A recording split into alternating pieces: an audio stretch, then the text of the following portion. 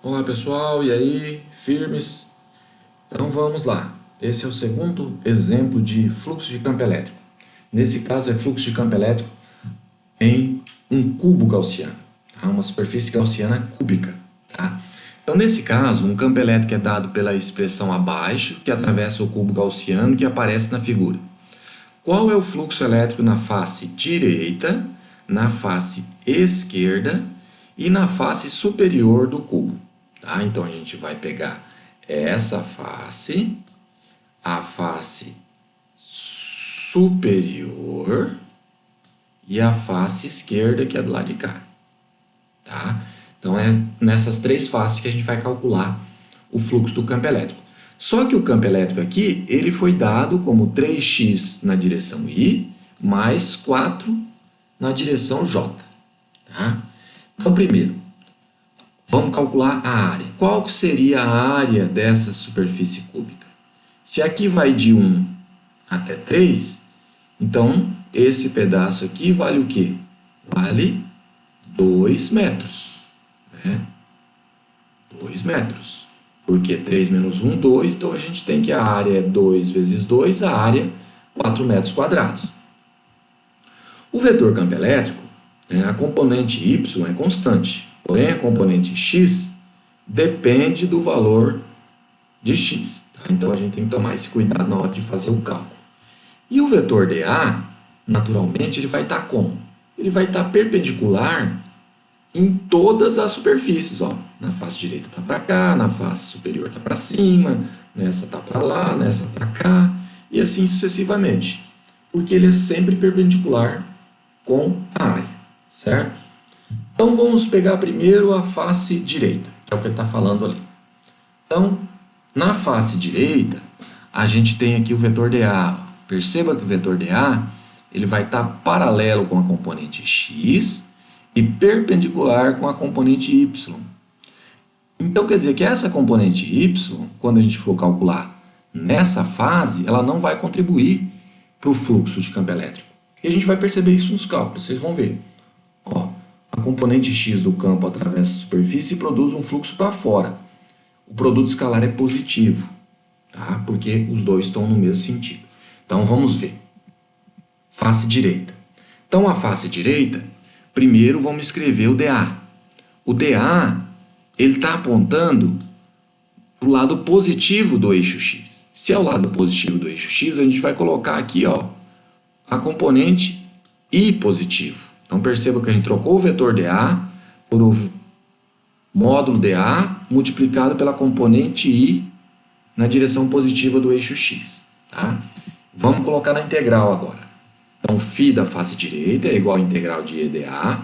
Quem que é o E? É 3x na direção I, mais 4, J na direção, 4 na direção J. E o dA a gente substituiu por dA vezes I. Agora nós vamos fazer essa multiplicação. Esse vezes esse, né? E esse que multiplica esse, certo? Vou multiplicar aqui. A gente vai ter 3x vezes dA I vezes I e 4.0 dA I vezes J. Agora vamos lembrar lá do cálculo que vocês aprenderam. Multiplicação de vetores unitários. Toda vez que a gente tiver I com I, a gente vai ter I quadrado e isso vai ser igual a 1. E toda vez que for qualquer uma das componentes multiplicada com produto escalar com outra componente, elas estão perpendiculares entre si, formando um ângulo de 90 graus. Então, sempre vai ser zero. Ó. Toda vez que for I com J, I com K, J com K, sempre vai ser nulo. Então, essa componente aqui dá zero. E a gente sobra essa para calcular. Que vai ser I com I quadrado, que é 1. Então, sobra dA. O 3 sai da integral, fica integral de x dA. Porém, o x é constante. Se a gente pega essa posição aqui, ó, em todos esses pontos aqui, o x vale 3 metros, se você voltar lá e olhar no desenho.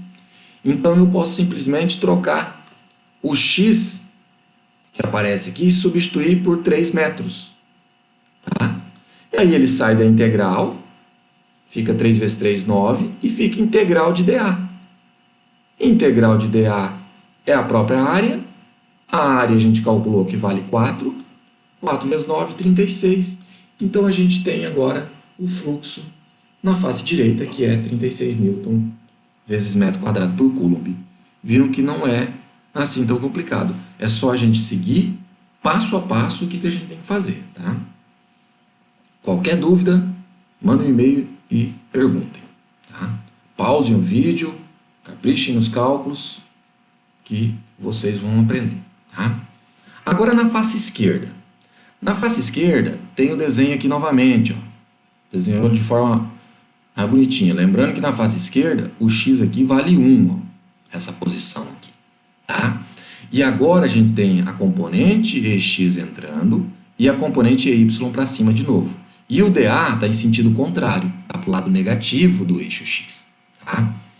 Então, o que a gente vai trocar no problema? O dA agora ele vai ser dA vetor aqui, ó, ele é menos dA em módulo, só que na direção I chapéu, negativa, tá? Para a esquerda, certo? Então, vamos pegar o mesmo dado que a gente tem no problema anterior, a componente Y vai zerar, só que agora a gente vai ter menos 3x dA, o 3 negativo sai da integral, e no lugar do x agora a gente vai colocar 1, que é o valor dele aqui, ó. Em toda essa parte aqui, o x vale 1, tá? Então, sai da integral 1 novamente, fica menos 3, integral de dA é A, substitui o valor da área e a gente obtém menos 12 newton vezes metro quadrado por coulomb. Então, esse é o valor do fluxo elétrico na face esquerda. Vamos agora para a face superior. Para a face superior, segue o mesmo raciocínio. A gente tem aqui, ó, o vetor x paralelo com a superfície, o vetor y para cima e o vetor dA para cima. Perceba que agora, quem está paralelo com a superfície, ó, é o EX. Então, o EX não vai contribuir nesse caso. A gente vai ver nos cálculos. E o EY está paralelo com o dA. Então, nesse caso, o EY que vai estar contribuindo. Ó. Então, o dA ele está apontando para cima. Então, ele é um dA que multiplica na direção de J positivo, na direção de Y. Substituindo a integral. Então, φS é a integral de EDA, campo elétrico está aqui, e no lugar do dA a gente substituiu o dA na direção J. Faz a multiplicação, né? Lembrando, sempre esse com esse e esse com esse. Não esqueça. 3x dA I com J. Perceba que agora aqui ficou I com J. Então, esse cara aqui é 0. Né? E sobra só essa componente. O 4 vai sair da integral. J com J é J ao quadrado, que é 1. Então, o 4 sai e fica integral de dA. A integral de dA é A. A área vale 4. 4 vezes 4, 16 newton vezes metro quadrado por coulomb. Ou seja, então calculamos para cada uma das faces desse cubo. Então, vocês podem agora calcular para a face, para essa face aqui e para a face de trás lá, tá? Isso vocês ficam como tarefa para vocês. E aqui ainda tem 2 exemplos que vocês podem estar fazendo em casa aí. E se tiver dúvida, entre em contato. Grande abraço. Vejo vocês na próxima aula, quando nós vamos aprender a respeito de lei de Gauss. E aí a gente vai entrar realmente na lei de Gauss. Agora a gente já sabe trabalhar com fluxo e a gente vai trabalhar então com a lei de Gauss.